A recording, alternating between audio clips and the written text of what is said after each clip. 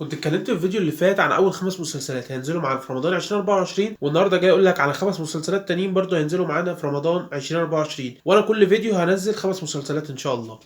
لو لسه ما اتفرجتش على الفيديو الاول هتلاقي اللينك في البايو بتاع اليوتيوب، اتفرج عليه، او ممكن تلاقي المقاطع على التيك توك والانستجرام.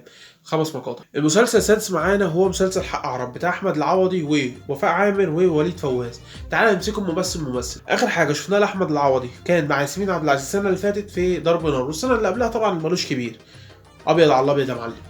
ولكن انا بالنسبه لي كسعد ان احمد العوضي من ساعه شخصيه بروسلي ومن بعد ده كله انا مش مقتنع الصراحه بادواره.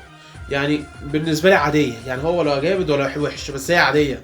يعني فاهم، هو عنده احسن ممكن يطلعه، وطلع في فيلم الاسكندراني. وطبعا وليد فواز انا شايفه من الناس اللي بتطور من نفسها كل يوم اكتر من الاول عشان يطلع من درجه تانية لدرجه اولى. واحنا شفنا اللي فات في الامام الشافعي كان عامل دور كويس، فشابوه استاذ وليد. يعني طبعا وفاء عامر ما نقدرش نعلق عليها، الصراحه ممثله عبقريه.